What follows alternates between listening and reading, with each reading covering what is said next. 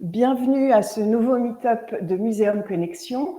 Je suis Claire Delongeau, la directrice de Muséum Connexion.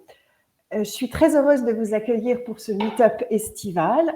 Aujourd'hui, on va parler de nouvelles formes de visite avec deux exemples concrets, le Musée national de la Marine et le Musée des Beaux-Arts de Caen.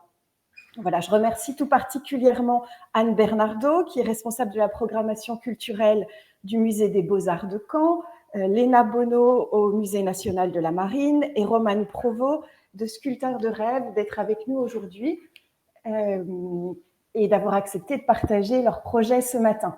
Voilà, quelques infos pratiques avant de commencer. Nous allons écouter les témoignages de nos invités pendant 30 à 40 minutes.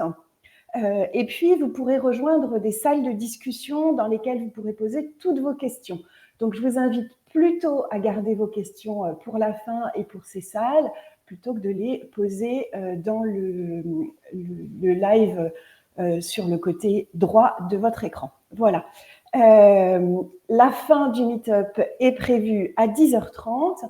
Je laisse maintenant la parole à Antoine Roland qui va modérer ces débats. Bon meet-up à tous. Bonjour à tous et à toutes. Donc, nous sommes très heureux aujourd'hui de vous retrouver pour un meet-up dédié aux nouvelles formes de visite et aux liens qui lient les visiteurs et le musée. On partagera en fait deux retours d'expérience, plus particulièrement un porté par le Musée national de la Marine et Sculpteurs de rêve, et l'autre par le Musée des Beaux-Arts de Caen, la personne d'Anne Bernardo. Par rapport, en fait, pour introduire peut-être plus spécifiquement ces différentes interventions, pour rappel, le Musée national de la Marine a réouvert au mois de novembre suite à une rénovation. C'est un musée en fait qui est basé à Paris, au Trocadéro. Le Musée national de la Marine, c'est aussi en fait différents sites un peu partout en France, notamment sur les littoraux, à Rochefort, Port-Louis, Brest, Toulon, Paris. Et donc, dans le cadre de cette réouverture au mois de novembre, le musée a fait appel à Sculpteurs de rêve, une structure qui existe depuis 10 ans, qui est représentée ici par Romane Provost, qui a créé plus de 45 expériences, aussi bien pour des marques que pour des musées, dans le cadre d'événements. Ils ont travaillé par exemple pour le musée Picasso, le département de Seine-et-Marne, notamment il travaille aussi sur un spectacle, et peut-être que Romane nous en dira un petit peu plus en fin de session pour Blondie les Tours, qui mélange à la fois immersion audiovisuelle et immersion théâtrale. Donc l'idée de cette collaboration pour le Musée national de la Marine, c'était de créer un spectacle dans le cadre de cette réouverture du musée qui s'appelle Le Passage de la Ligne. Et je laisserai donc Léna et Roman en parler un peu plus. De l'autre côté, côté du Musée des Beaux-Arts de Caen, la personne d'Anne. Donc on reviendra sur ce projet qui s'inscrit en fait dans le millénaire de Caen, qui est un événement en fait qui fête le millénaire de la ville, qui aura lieu en 2025, qui est très riche d'une programmation événementielle, artistique, culturelle, qui fait la part belle en fait aussi bien à des sujets culturels, artistiques, économiques, scientifiques, et qui seront hébergés dans tout un ensemble de lieux emblématiques de la ville. Le château de Caen, où se situe le musée des Beaux-Arts, l'abbaye aux hommes, l'université, l'église Saint-Nicolas. Et donc, parmi ces différents projets, il y a différents projets art sciences qui sont portés. Un projet, par exemple, qui s'appelle Millennial Academy, un autre qui est dans le cadre d'un festival qui est déjà à l'œuvre depuis quelques années à Caen, qui s'appelle Interstice, Interstice 1000, qui sera en fait déployé en 2025 de façon particulièrement visible. Débordions aussi sur la presqu'île de Caen.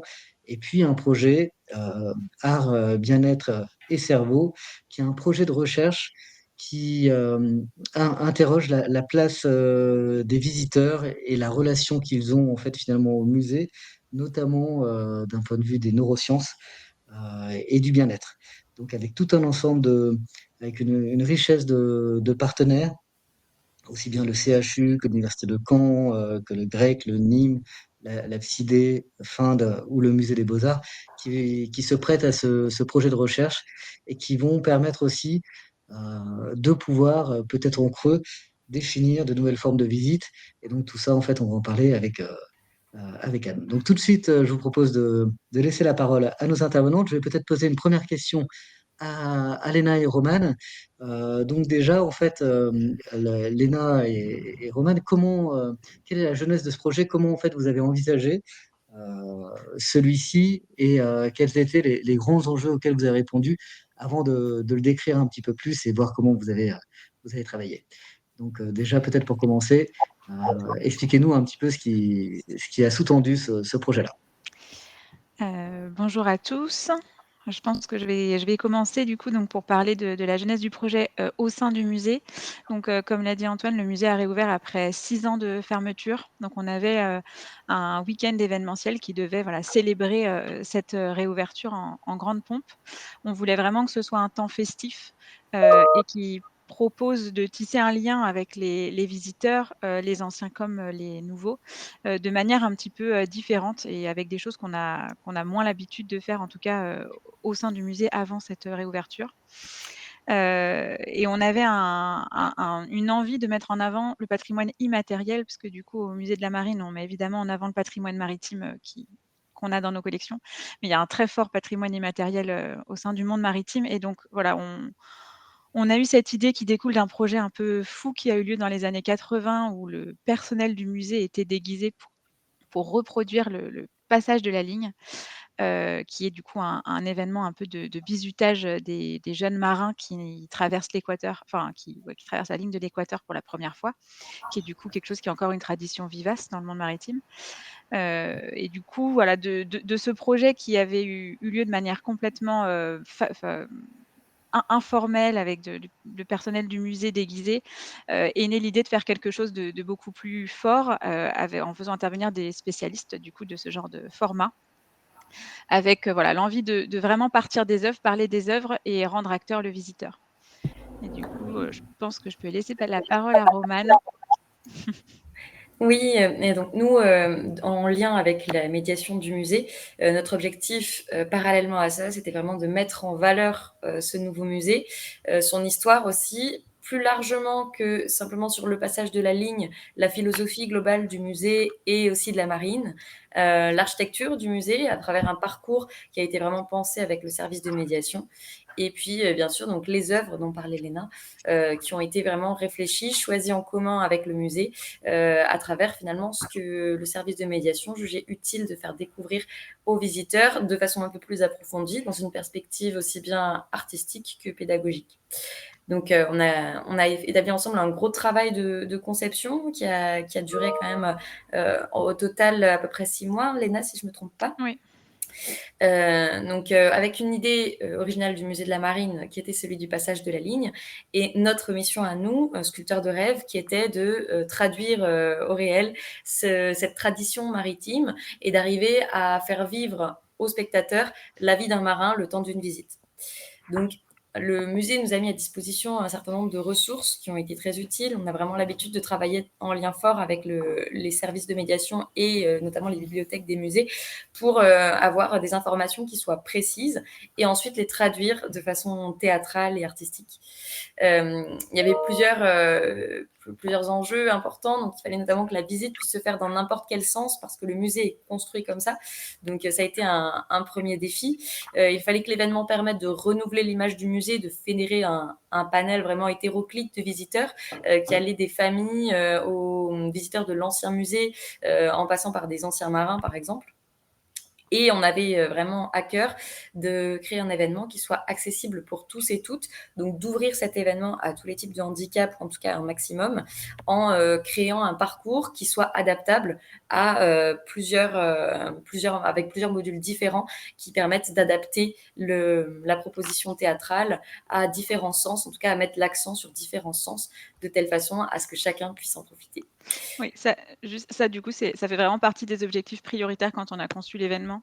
Nous, il y avait la contrainte qu'il y ait pas de jauge parce que du coup, c'était un événement où on accueillait beaucoup de public et ce type de format, permet qu'on n'ait pas de critères de jauge en termes de nombre de visiteurs, et l'accessibilité puisque le musée de la Marine est vraiment, enfin en tout cas à renouveler totalement son musée et entièrement accessible et a beaucoup communiqué aussi sur cette accessibilité. Donc c'était vraiment un enjeu prioritaire pour Sculpteurs de rêve de réussir à traduire par des épreuves et des interactions avec le visiteur, des choses qui soient vraiment accessibles à tous âges, à tout type de visiteurs, mais aussi du coup à tout type de handicap. Et Merci du coup, si beaucoup. je peux aller... Pardon. Oui, je vous en prie, Romane, vas-y. Pas de souci. Peut-être pour que ce soit un petit peu plus concret pour la suite de la discussion, je voulais simplement vous donner quelques exemples de ce qui avait été décidé in fine, donc à travers le choix des personnages traditionnels, poétisables et la mise à disposition d'ateliers à travers ces personnages pour les gens. Donc pour être très très concrète, donc les visiteurs étaient par exemple accueillis par Poséidon et Amphitrite, que vous verrez dans les slides, qui accueillaient et expliquaient le passage de la ligne aux visiteurs, qu'est-ce que c'est, quelle est cette tradition, et donc avec aussi une dimension bien sûr théâtrale en s'offusquant de ce que les marins puissent entrer dans ce musée sans avoir effectué leur passage de la ligne, et ils rencontraient ensuite tout un tas de personnages, aussi bien des personnages de fiction que des personnages mythologiques plutôt que des personnages dits réels, en tout cas des marins grimés. Donc on a par exemple une factrice qui portait un passeport aux visiteurs indiquant l'ensemble du parcours et des épreuves à réaliser pour devenir un marin, un chevalier, comme il dit dans le passage de la ligne. Un pilote qui formait les marins à la navigation à travers des maquettes. Thétis, une déesse qui apprenait les chants de marins aux visiteurs au son de la harpe. L'astronome qui apprenait également le fonctionnement des phares et des instruments de mesure. Une magicienne qui a travaillé sur la question des nœuds à travers des tours de magie, bien sûr, sur les nœuds. Et puis, je ne raconterai peut-être pas tout, mais on allait jusqu'à un capitaine qui adoubait d'une certaine façon les visiteurs à travers un dernier atelier. Les néophytes devenaient alors chevaliers. Avant une parade de fin tous ensemble, on en parlera peut-être après. Merci beaucoup, Romane. Voilà, ça permet de planter le décor, de bien préciser effectivement déjà le propos de cet événement d'envergure. Et ce qu'on vous propose, c'est de comparer aussi un petit peu avec un autre projet très, très différent, qui est le projet Art Bien-être Cerveau. Et là, pour le coup, nous avons aussi bien Anne Bernardo et puis Marina Cavaillès aussi, qui est directrice de la culture de Camp-la-Mer, en fait, qui nous a rejoint, qui pourront venir présenter ce projet. Donc, ce projet qui s'inscrit dans le millénaire de Caen. Et on vous propose, en fait, peut-être d'en présenter les grands enjeux, d'expliquer un petit peu comment celui-ci est né. Et puis, donc, après, on rentrera un peu plus dans le détail de celui-ci. Donc, on vous écoute, Anne et Marina, si vous le souhaitez. Bonjour à tous. Alors, je suis très mauvaise élève parce que je sais qu'il fallait avoir un micro, mais est-ce que vous m'entendez correctement, même sans micro? Parfait. Bon, voilà, pardon. Impeccable. Ça avait pourtant bien été rappelé. Bonjour à tous. Donc, moi, je suis directrice de la culture la ville de Caen et Camp-la-Mer depuis août dernier. Et effectivement, le projet dont on vous parlera bien plus concrètement, Anne, on va faire ça à deux voix, s'inscrit pour moi, alors d'abord effectivement dans le cadre du millénaire de la ville de Caen, qui en 2025 célébrera, alors j'ai envie de dire peut-être moins l'histoire de Caen, si ce n'est quand même la réouverture effectivement du château réhabilité, qu'aussi la projection d'une ville qui s'inscrit dans son temps, qui est projetée dans des enjeux futurs. Caen, c'est une ville qui est très jeune, c'est une ville étudiante, donc on est vraiment avec une attention particulière sur cet événement porté à la jeunesse. Mais le projet Art Bien-être Cerveau, pour moi, il s'inscrit aussi dans des enjeux portés par l'ensemble des établissements culturels, et même globalement dans la question, dans une politique culturelle, de comment on relie différemment, qui est un peu l'objet de ce matin, comment on avance sur des formats un peu renouvelés, moins descendants, dans des dynamiques participatives, inclusives et dans un vrai travail co-construit, le lien entre les œuvres et, j'ai envie de dire, même pas les publics, les habitants.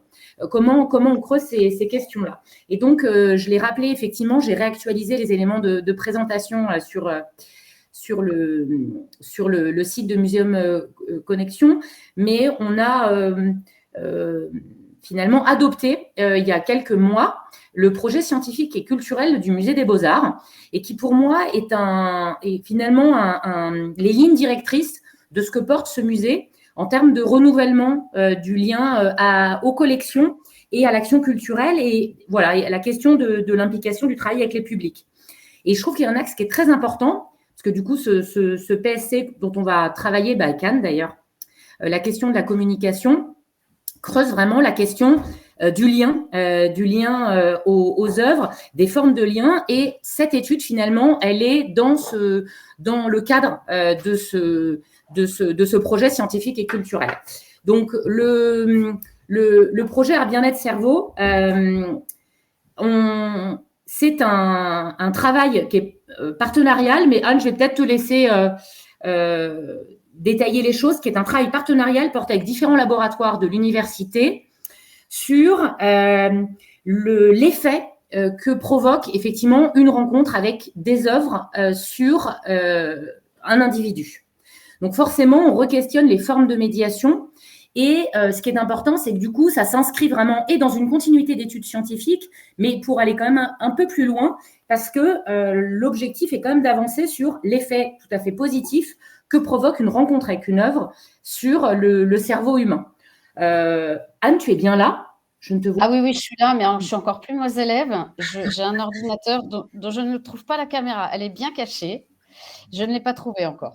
Bon, peut-être juste introduire, parce que pourquoi je faisais le lien avec le PSC du Musée des Beaux-Arts, parce que notamment, il y a des choix qui ont été opérés au Musée des Beaux-Arts, qui est dirigé par Emmanuel Delapierre, qui ne pouvait pas être avec nous ce matin, qui a été vraiment de travailler des formats de médiation qui ne sont pas forcément construits sur un format ni de parcours historique, ni forcément d'éléments d'explicatif, mais qui sont différentes formes de médiation possibles, finalement choisies par les publics qui se rendent au musée et qui peuvent aller sur la forme d'une rencontre sonore. Voilà, on a eu un projet avec un lieu d'enseignement artistique du territoire qui s'appelle Musique en Plaine et qui a fait un format de concert devant des œuvres, un format acoustique. Anne, tu pourras peut-être en parler rapidement, même si ce n'est pas l'objet ce matin, mais je pense que c'est important.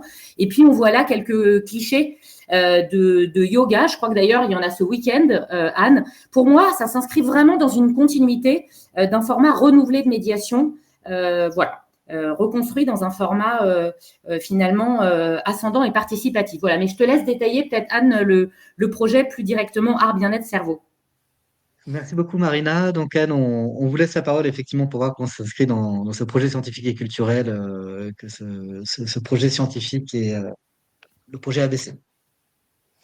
Oui, merci. À nouveau, désolée pour cette maudite caméra. C'est pas grave, on vous écoute. Je vais peut-être commencer par indiquer effectivement ce que Marina nous a rappelé. C'est que le Musée des Beaux-Arts, comme d'autres musées, explore déjà depuis plus d'une dizaine d'années les liens entre art et bien-être. Donc, ce que Marina rappelait, beaucoup sous forme d'activités participatives, axées sur l'expression de soi. Alors, on a parlé effectivement des séances de yoga, de la méditation, des bains de gong. On va tester aussi un yoga du regard selon la méthode Bates. Enfin, bref, on s'intéresse vraiment beaucoup à ces questions depuis quelques temps. Et quand le millénaire nous a proposé de nous mettre tous ensemble, nous les acteurs de la culture et les scientifiques, autour d'une table pour co-construire dans un atelier en avril 2022,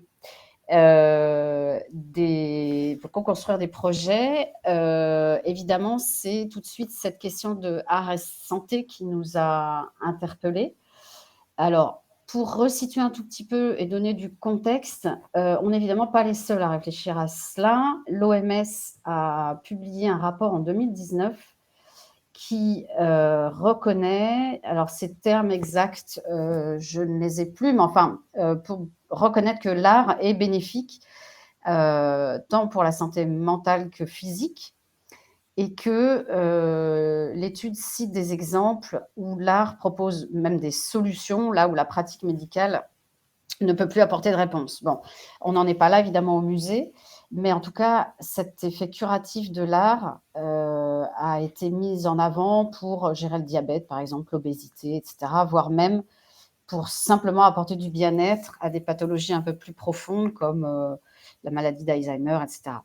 En tout cas, le Canada a été innovant puisqu'il a lancé les prescriptions de visite de musée en mettant ça en place avec des équipes médicales. Donc, ce qu'on appelle la culture sur ordonnance, je pense que vous l'avez entendu, la Belgique et la France ont repris d'ailleurs cette terminologie, Montpellier ou la Salpêtrière à Paris. Voilà, donc ça, c'est un petit peu le socle sur lequel repose cette étude. Et cette idée que la rencontre avec les œuvres nous font du bien fait son chemin, alors certes auprès des médecins comme on vient de le voir, mais c'est toute l'idée de cette étude, c'est de lui faire du chemin aussi auprès de la population lambda bien portante.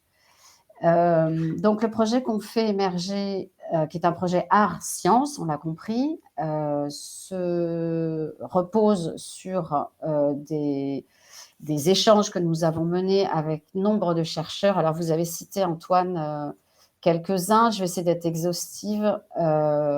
Cicéron, qui est une plateforme d'ingénierie cérébrale. Je rappelle juste pour mémoire que Caen est vraiment à la pointe en matière d'ingénierie cérébrale. Voilà, c'est pas anodin.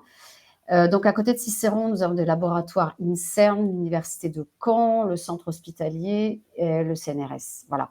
L'étude s'intitule « Art, bien-être, cerveau », une rencontre essentielle. Évidemment, pour l'instant, on pose la question, puisque l'étude n'a pas rendu ses résultats. Et l'objet, c'est vraiment de mesurer l'impact de la visite du musée et plus spécifiquement de la rencontre avec l'œuvre sur le bien-être. Donc, toute la problématique était de mesurer les flux sanguins du cerveau sans aller dans un IRM tel qu'on le connaît, c'est-à-dire ces grosses machines un peu impressionnantes.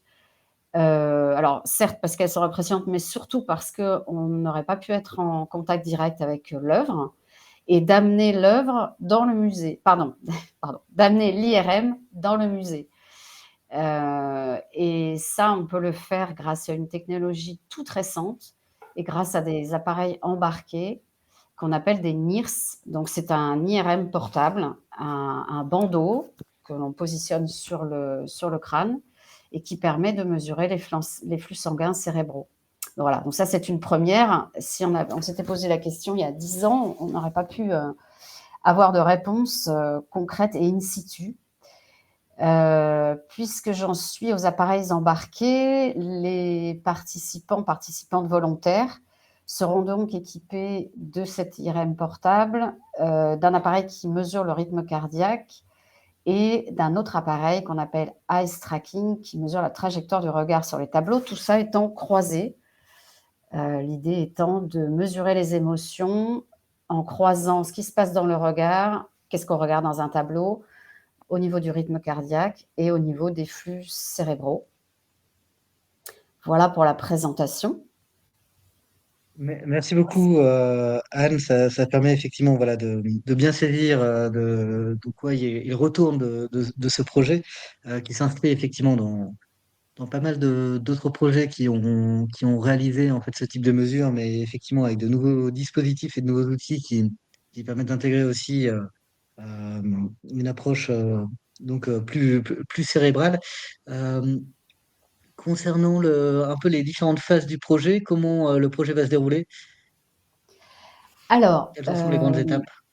oui. Alors, l'ensemble du protocole, il y a des protocoles très longs, je vous les passe, qui doivent, médicaux essentiellement, qui doivent être validés par le centre hospitalier. Donc ça, c'est acté et l'étude peut démarrer en septembre réellement. Donc là, nous sommes actuellement à la recherche de volontaires, 200 au total, qui doivent être âgés de 18 à 65 ans. Ensuite, ces volontaires seront répartis en 3 grands groupes différents.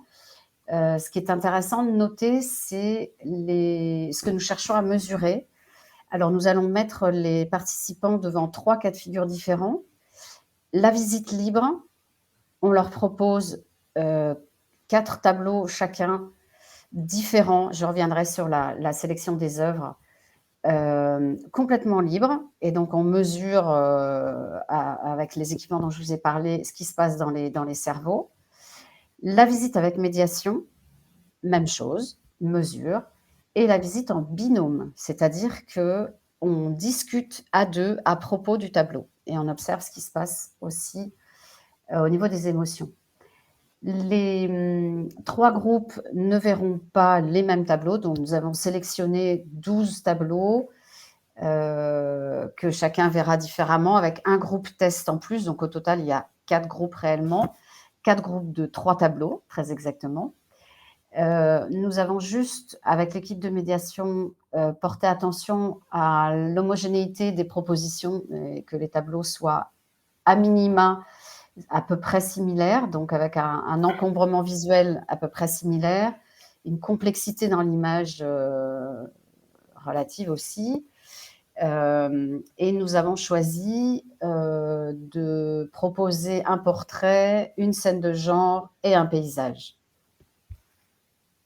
Merci Yann, voilà pour ces différentes précisions. Donc on le voit quand on parle de nouvelles formes de visite, c'est aussi mieux connaître les visiteurs et leur rapport en fait au musée. On va revenir sur le Musée national de la Marine, sur ce projet en fait de théâtre immersif qui a eu lieu lors du week-end d'ouverture du musée pour rentrer un peu plus dans le détail là aussi de ces différentes phases. Comment a-t-il été pensé, créé? Et là, je vais laisser la parole à Romane, qui est directrice de la création, notamment de Sculpteur de rêve, et qui va pouvoir en fait nous présenter un petit peu les dessous et les coulisses en fait d'un tel projet. Merci beaucoup. Alors, bon, je pense qu'on va parler conjointement avec Léna parce que c'est vraiment un projet qui s'est construit en duo à partir donc de cette idée du musée de la Marine qui a, Léna, peut-être que je peux te laisser déjà faire un tout petit point sur après la genèse, les choix qui ont été opérés et puis moi, j'enchaînerai peut-être sur le processus créatif. Oui, de manière assez concrète, du coup, donc le passage de la ligne, c'est quelque chose d'assez codifié comme tradition maritime. Donc, ça a lieu sur les bateaux de la Marine nationale et de la Marine marchande, et puis parfois d'autres types de navires. Et les rôles sont déjà très définis. Donc, on avait déjà une circonscription du projet avec à peu près une estimation des nombres de personnages qu'on aurait au maximum.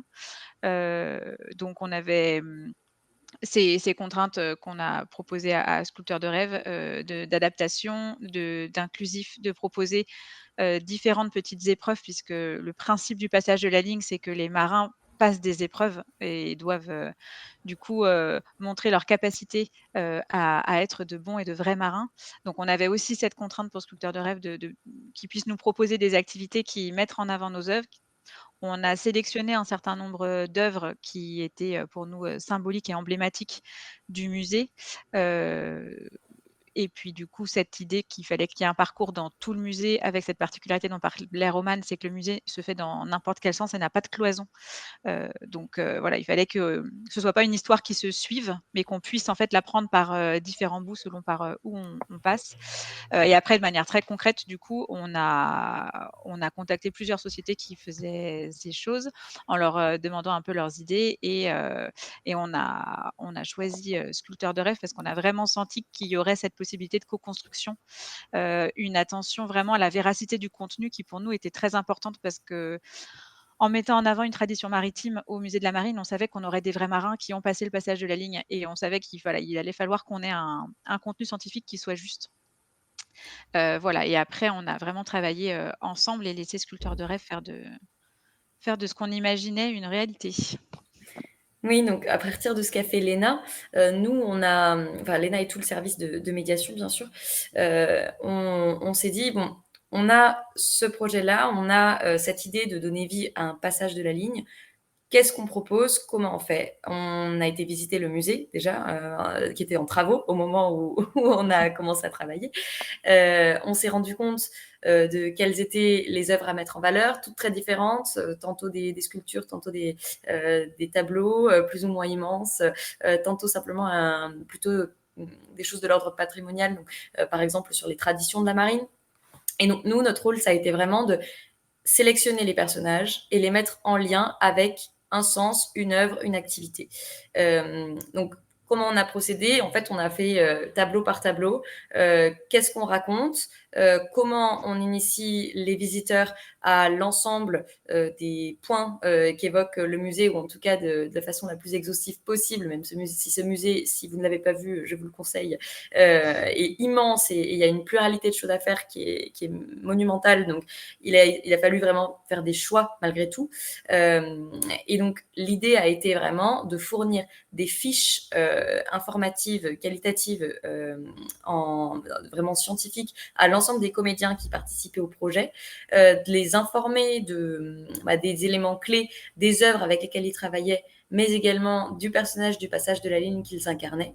Et ensuite de travailler avec chacun des comédiens, cette double dimension entre la théâtralité de « je suis un marin » et la théâtralité de « je suis un personnage ». Donc, il y avait vraiment une mise en abîme très forte à travailler sur ce projet.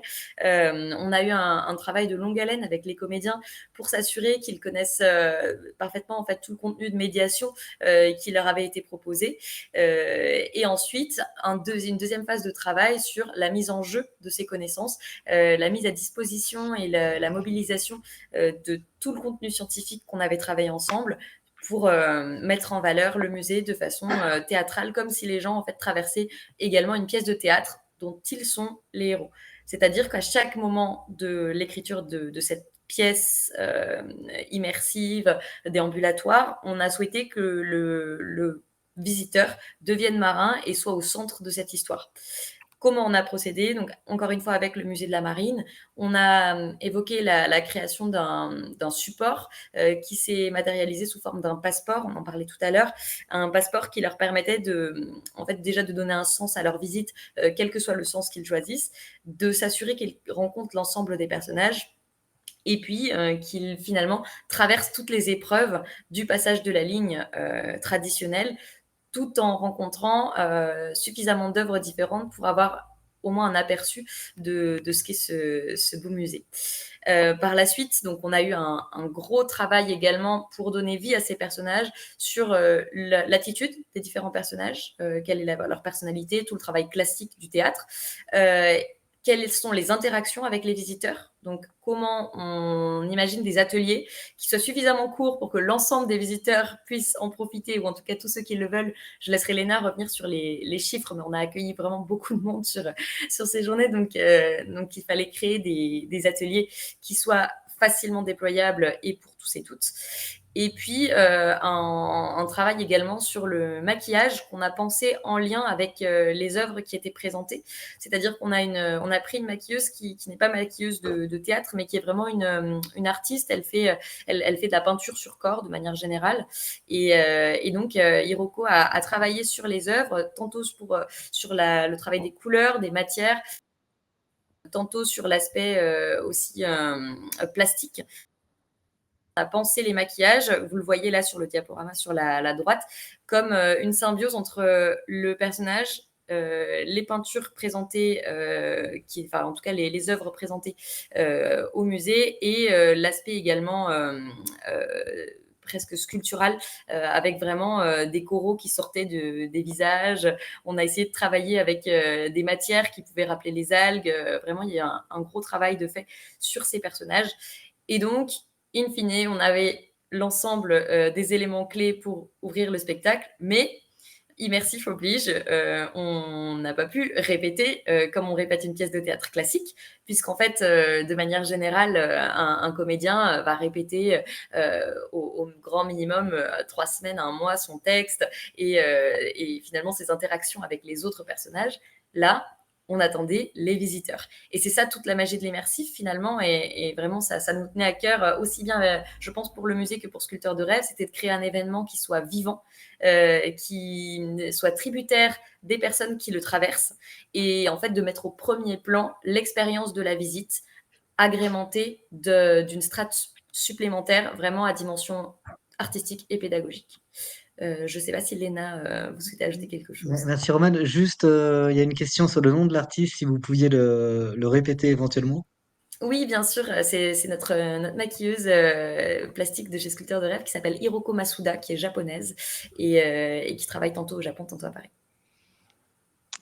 Merci. Oui. Donc Léna, on chose... vous laisse la parole pour faire aussi un bilan peut-être aussi du projet. Oui, la seule chose que ouais, avant le bilan chiffré, c'est vrai que c'est indispensable, enfin, en tout cas, à mon sens et au sens du service médiation, de s'entourer vraiment de spécialistes de ce type de format. Nous, ça a été une grande réussite, ce projet et ça l'aurait vraiment pas été si on était parti avec des médiateurs, plus classiques. On avait besoin, en fait, de la connaissance de sculpteurs de rêve en termes de présence scénique, de costumes et d'accessoires, comme l'a montré, Romane. On était scotchés par les résultats, en peu de temps et avec, peu de moyens. Mais, enfin peu de moyens, le budget est assez élevé pour le musée, mais ça reste un budget assez, restreint. Et aussi, on avait besoin dans un musée pour réussir dans des activités comme ça, immersives, réussir à faire sa place, à se faire voir, alors que les gens le traversent, et il y a des personnes qui savent pas forcément ce qu'ils vont voir. Donc on avait vraiment, besoin de ce talent de comédien, de savoir réagir à chaque personne de manière différente pour le faire rentrer dans l'histoire. Et on n'aurait pas du tout pu mener tout ça, au musée. On a vraiment délégué du coup tout ce qui est, création de contenu et costumes et décors même. On avait vu aussi avec Romane pour, choisir des endroits où les lumières correspondaient un petit peu aux personnages ou en tout cas ça puisse, marcher vraiment. Donc ça demande vraiment un travail de co-construction, qui fonctionne. Du coup, nous, ça a été une grande réussite en termes de public. Alors, comme le disait Romane, comme le week-end a été ouvert, le musée a été ouvert tout le week-end, on ne sait pas exactement combien de personnes ont assisté uniquement et sont venues uniquement pour ça, mais on a eu, environ 2 000 personnes sur l'expérience qui s'est déroulée entre 15 h et 18 h. Donc en 3 heures, ça a été très intense, je crois, pour tous nos comédiens. Et on a vraiment vu ce qu'on attendait, c'est-à-dire beaucoup des visiteurs de tous âges qui se sont pris au jeu.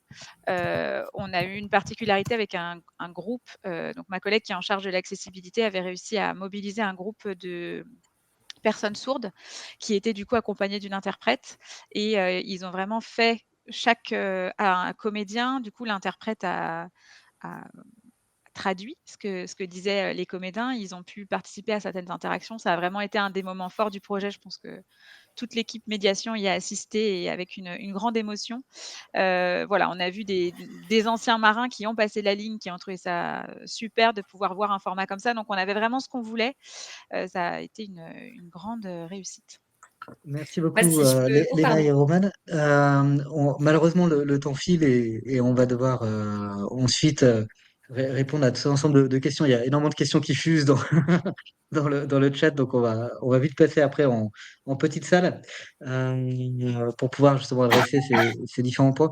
Euh, je, je vous ai coupé la parole, peut-être, je crois que Romane vouliez juste ajouter quelque chose, mais vraiment très rapidement pour qu'on puisse aussi Oui. donner un peu plus de place aussi à Caen. Ça marche, bien sûr. Oui, très Euh, rapidement, juste pour un exemple très concret sur le groupe de malentendants dont parlait Léna, juste parce que je pense que tout le monde n'a pas une idée de ce qu'on peut faire sur une même base, quand par exemple l'atelier de Tétis, c'était de la musique, c'était une harpe, donc c'était moi-même en l'occurrence, mais donc je faisais de la harpe en chantant des chants de marins. Et donc en fait, qu'est-ce qu'on a trouvé? On a dit, puisque ce groupe ne peut pas entendre, on va les faire toucher. Et donc en fait, on a juste appliqué les mains de toutes les personnes sur la harpe ou sur la voix, voilà, de plein de façons différentes, arriver à vivre cette expérience. Et donc, tout ça cumulé, on a juste identifié 3 types de visiteurs, en tout cas, nous, côté sculpteurs de rêve, qui, je pense, peut intéresser un peu tout le monde ici. On a identifié les visiteurs qui sont venus pour le musée avec la joie de découvrir un événement, ce qu'on a appelé les habitués. La venue pour un événement culturel, avec la curiosité de découvrir le musée, ce qu'on a appelé les curieux. Et enfin, la venue de ceux qui sont venus pour un événement ludique, découvrant au passage un musée dans lequel ils ne seraient peut-être jamais venus. Et cela, on les appelait les joueurs. On pourra peut-être y revenir plus longuement tout à l'heure. Merci beaucoup. Donc, effectivement, on voit que le rapport du musée avec ses visiteurs est essentiel et c'est notamment un des enjeux du projet Art, Bien-être et Cerveau. Plus spécifiquement, en fait, tout à l'heure, Marina, vous aviez évoqué le projet du millénaire.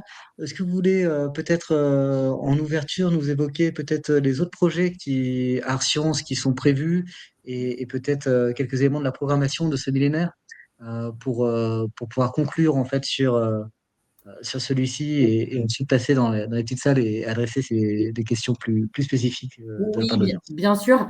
Alors, le millénaire n'est pas porté directement par voilà, la ville, la direction de la culture. C'est un projet qui est porté par un GIP, voilà, dirigé par Jean-Christophe Chédotal. Et le millénaire, au-delà de ce que j'ai évoqué sur la question d'un événementiel au service d'une ville projetée dans son histoire et dans une projection future, je crois que l'ensemble des projets emblématiques révèlent vraiment, là aussi, la question de ce matin, Antoine, de quelle interaction et quel lien au public, aux habitants dans la construction de projets. Alors, je ne pourrais pas tous les citer, mais évidemment, la parade opératique qui est pilotée par le Ballon Vert va travailler un format déambulatoire qui sera évidemment construit, qui sera éminemment participatif, alors avec des artistes et avec des habitants. Donc le format événementiel évidemment sera très voilà, ponctuera, j'ai envie de dire, ce millénaire, mais ce qui est intéressant, c'est tout le pendant, tout le avant, toute la préparation. Il y a un autre projet clé qui s'appelle la Millennial Academy. L'objectif de la Millennial Academy, c'était de permettre à des jeunes artistes de bénéficier de résidences artistiques en lien avec des scientifiques, des philosophes, des artistes, des chorégraphes et 10 structures culturelles du territoire. Donc ça, c'est plutôt chouette. Leur travail se fera dans un lieu qui est magnifique, qui s'appelle les Écuries Lorge à Caen. Évidemment, je suis obligée de faire la promotion de ce territoire qui est magnifique, dans lequel je vous invite tous. Voilà. Et donc la Millennial Academy, on est vraiment sur un format là aussi très très enclin à travailler des formats et de workshops et de rencontres avec les habitants, puisque cette année 24-25 sera ponctuée de temps de rencontres. Voilà, au-delà effectivement de temps forts qui vont ponctuer l'année, la réhabilitation, la réouverture du château, la parade opératique, la Millennial Academy, un week-end maritime. Il y a, je crois, une centaine d'événements prévus sur cette année, plus de 80 œuvres qui seront disposées, dispersées selon l'ensemble sur le territoire et dans des dialogues portés notamment avec des lieux patrimoniaux. Voilà, c'est riche, une équipe qui est tout en motivation en ce deuxième semestre 24 pour préparer au mieux ces temps forts. Je ne sais pas si tu ajouterais quelque chose, Anne, si tu voyais… Alors oui, déjà j'ai retrouvé la caméra, donc je peux m'adresser à vous et vous me voyez. Simplement Marina et Antoine, tous les deux, est-ce que je dis 2 mots sur les applications de l'étude peut-être? Alors je me demande si ça viendra pas dans les…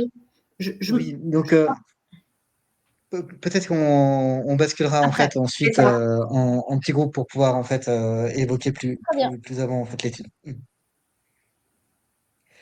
Donc, en tout cas, voilà, peut-être pour conclure, et puis, puisque j'ai l'impression qu'il y a, vu la qualité du chat et des questions qui sont posées, il y a énormément d'interrogations. Je propose, en fait, dans ce cas, de boucler cette première séquence en plénière, sur cette mise en perspective aussi du millénaire et puis de tout un ensemble d'actualités qui sont portées par le Musée national de la Marine et par Sculpteurs de rêve. Et je propose qu'on se retrouve peut-être directement dans les petites salles, justement pour évoquer un peu plus amplement à la fois les projets et puis ces perspectives-là. Donc en haut de votre écran, vous avez une fonction qui s'appelle salle de discussion et vous pouvez rejoindre comme ça en fait la salle de votre choix. Donc on se retrouve tout de suite. Claire sera avec le Musée national de la Marine et Sculpteurs de rêve et moi je resterai avec Caen. On se retrouve directement voilà, pour pouvoir discuter plus amplement sur ces différents projets. Merci beaucoup à tous et à toutes et à tout de suite en plus petit comité.